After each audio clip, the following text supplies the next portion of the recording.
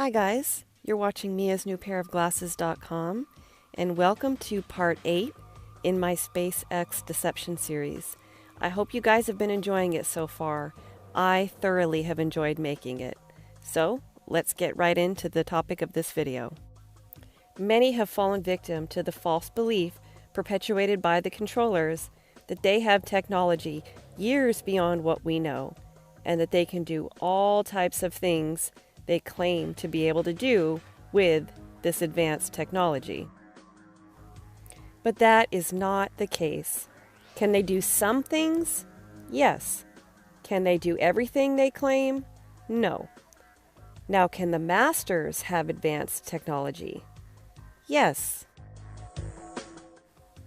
The controllers? No. Brian and I will discuss the difference between the two at a later date. But why then do they claim all this advanced technology, especially perpetuated in the truther community?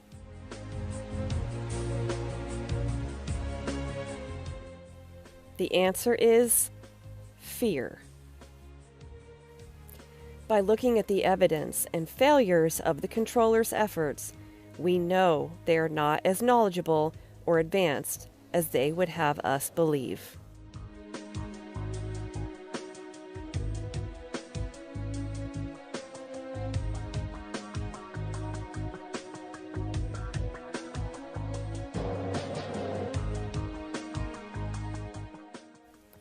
Just like was shown in the movie I decoded, Snowpiercer, when the people thought the guards had bullets in the guns, they did not fight back.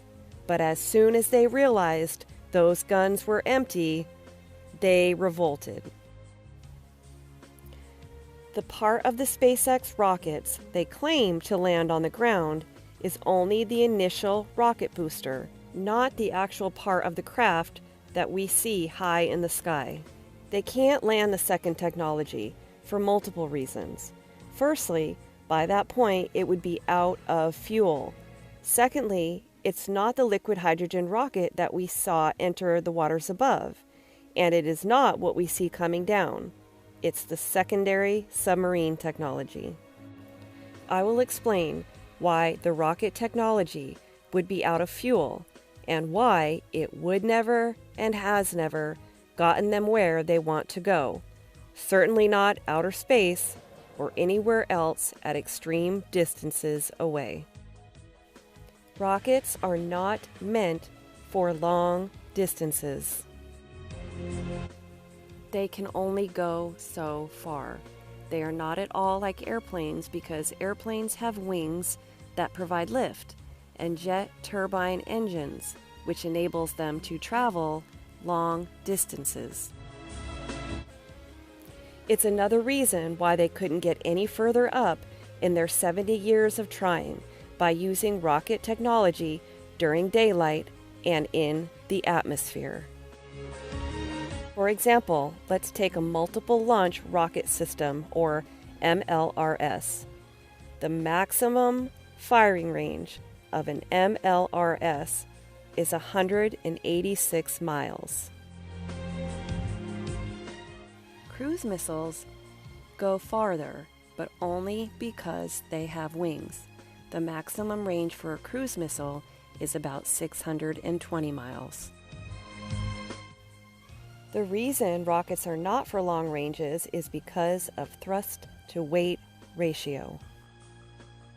The thrust-to-weight ratio can be simply explained as the more weight you add in fuel, the less efficient the rocket becomes, because to cover long distances, you need more fuel, especially the more vertical the angle. With the more fuel you add, you also add more weight, which uses more fuel. For example, if you have a long way to travel by foot, you don't want to be carrying a heavy load of water, because the heavier the load, the more energy and water you will burn, which increases your need for even more water. It is the main reason they chose to stay with the Twilight launches when they discovered the waters above, because they could overcome the lack of ability to cover a long distance caused by the thrust-to-weight ratio problem. but use the short-distance rocket technology to get the second submarine technology into the waters above and propel that second technology further up using a renewable fuel source for the engine. And that fuel source is water. You have two main propellant ingredients in the most abundant source on the earth and in the sky: water. Water is made up of both hydrogen and oxygen. Oxygen is highly flammable. It's why firefighters don't use water on large fires. Oxygen tanks are highly flammable. And hydrogen is already what they use in rocket technology. And hydrogen is highly flammable. They used to use it. It's why the Hindenburg caught fire, because the Hindenburg was filled with hydrogen before they switched to helium. That's right, I said they switched to helium. Did you know that NASA is the largest buyer of helium in the world? And that's where you get all your, quote, satellite pictures from. They are from helium-filled balloons that take photos high up in the atmosphere.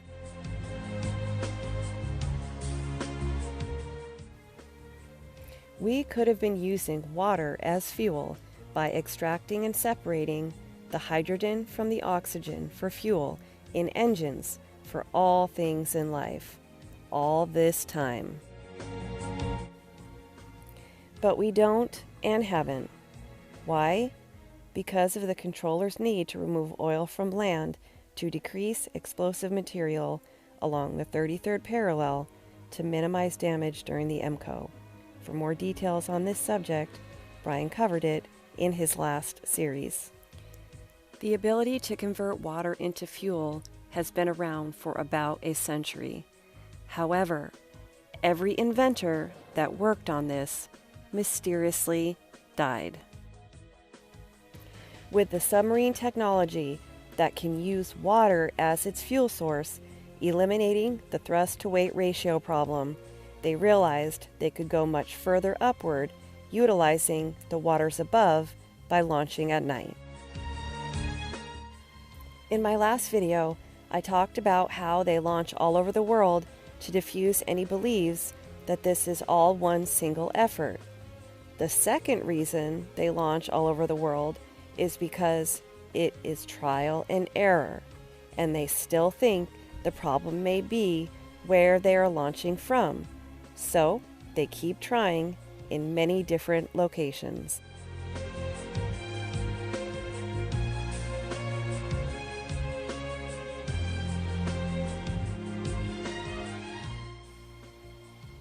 And though they keep trying and trying and trying,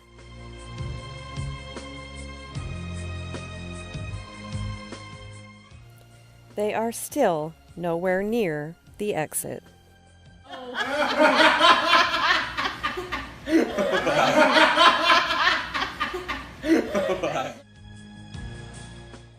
That's it for part 8. Stay tuned for part 9, where I talk about where the controllers are trying to go and why so many attempts and such sloppiness now. Thanks for watching, everybody. Stay safe out there. Be good to one another. And as always, God bless.